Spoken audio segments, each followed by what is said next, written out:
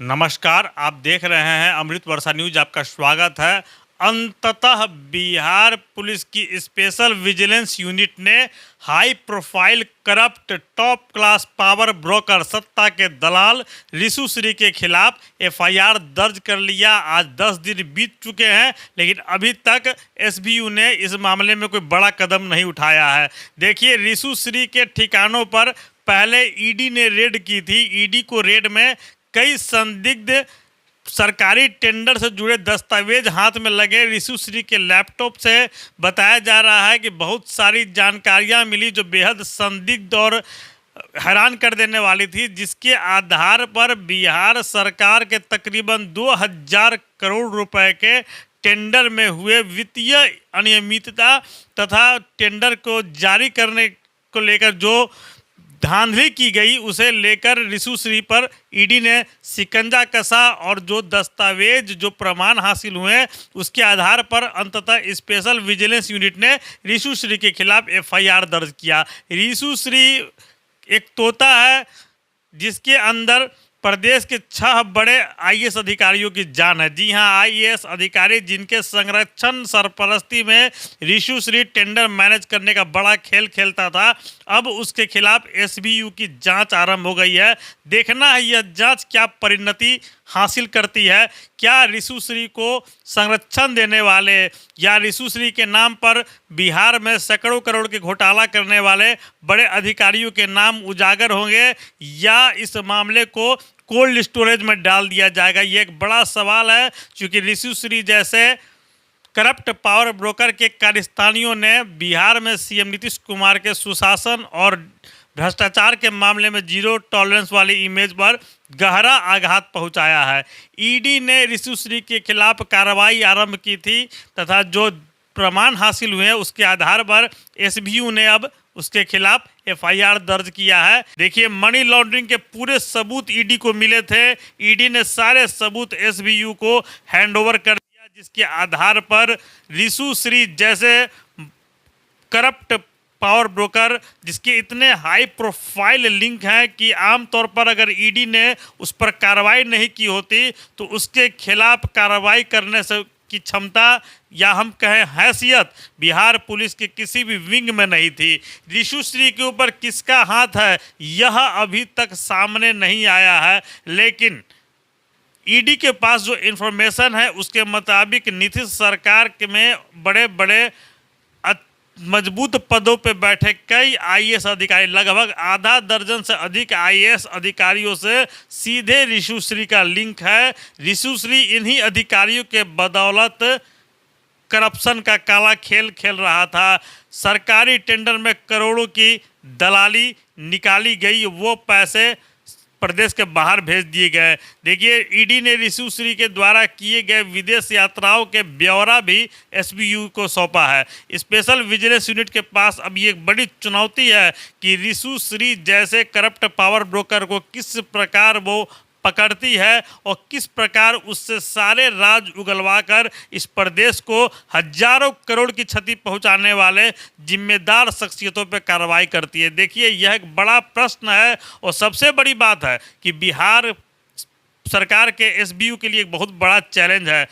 प्रदेश के कोई भी मंत्री, नीतीश सरकार के दाएं बाएं चलने वाले किसी भी मंत्री ने अभी तक रिशु श्री के मामले में बयान देना जरूरी नहीं समझा है। रिशु श्री के खिलाफ ईडी ने जो मामले पेश किए हैं, जो उन्होंने इन्फॉर्मेशन जुटाया और जो छापेमारी के दौरान जो दस्तावेज हाथ लगे, जिससे यह साफ होता है कि सरकारी टेंडर में 8 से 10% कमीशन रिशु श्री को मिलता था। इसके अलावा भी अब उन अफसरों के लिए भयादोहन करके संबंधित कंपनियों से सैकड़ों करोड़ रुपए वसूल कर प्रदेश के बाहर भेजे गए, गुप्त अकाउंट में जमा किए गए, नामी बेनामी संपत्तियां खरीदी गई।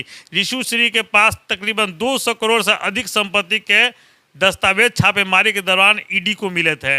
हम आपको बता दें कि पिछले साल जुलाई में संजीव हंस से जुड़े प्रकरण को लेकर पटना में कई लोगों के आवास पर छापेमारी की गई, कई की कंपनियों पर छापा मारे गए। उस दौरान रिशु श्री के ठिकानों पर ईडी ने पहली बार तफ्तीश की और उसके जो लैपटॉप को ईडी ने जब्त किया, उसी लैपटॉप से इतने सारे खुलासे और इतने सारे सबूत हासिल हो सके। हम बता दें, रिशु श्री जो है उसका प्रदेश के आधा दर्जन से अधिक आईएएस अधिकारियों से सीधा लिंक है और उन अधिकारियों के लिए काली कमाई करने वाला यह एक की चैनल था।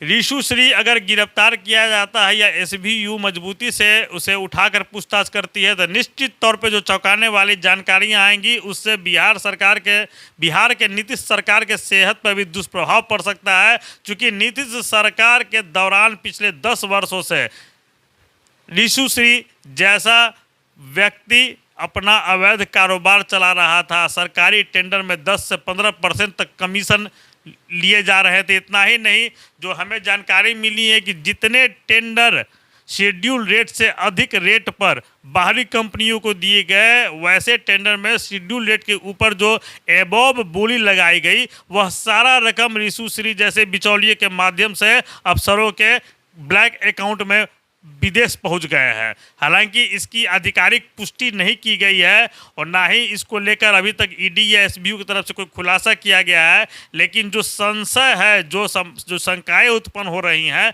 उसके मुताबिक रिशु श्री को बचाने के लिए बड़ी संख्या में प्रदेश की मजबूत ब्यूरोक्रेट लॉबी लगी हुई है। देखिए, जुलाई में लैपटॉप जब्त होता है, दस्तावेज जब्त किए जाते हैं और इस साल मई में जाकर ईडी एसबीयू को वो सारे सबूत सौंप पाती हैं और रिशु श्री जैसे व्यक्ति पे एफआईआर होता है। हालांकि एफआईआर पहली सीढ़ी है। एक बड़ी चुनौती है कि रिशु श्री जिसे सत्ता से जुड़े इतने मजबूत शख्सियतों का संरक्षण हासिल है, क्या उसके खिलाफ कितने कदम एसबीयू चल पाएगी, यह एसबीयू के लिए भी एक बड़ा सवाल है।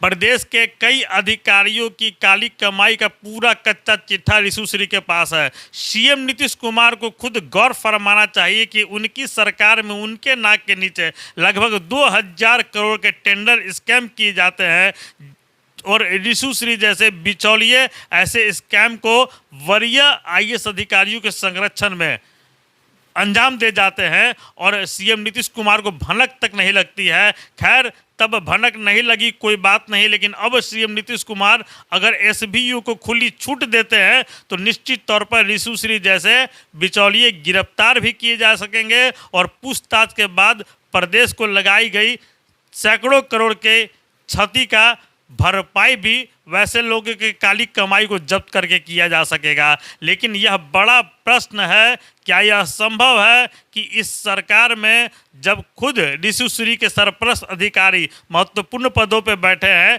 तो क्या यह निष्पक्ष जांच तीव्र गति से आगे बढ़ पाएगी? यह एक प्रश्न है नीतीश कुमार के समक्ष। और सबसे बड़ी बात है कि आने वाले चुनाव में रिशु श्री के काले कारनामे विपक्ष के लिए बड़े मुद्दे साबित होंगे और सुशासन की छवि को दागदार करने के लिए काफ़ी होंगे। तो ऐसी स्थिति में रिशु श्री का पकड़ा जाना और रिशु श्री के को संरक्षण देने वाले बड़े अधिकारियों पर कार्रवाई करना सीएम नीतीश कुमार को अपनी इमेज को बचाने के लिए लाजमी है। आप देखते रहिए अमृत वर्षा न्यूज़।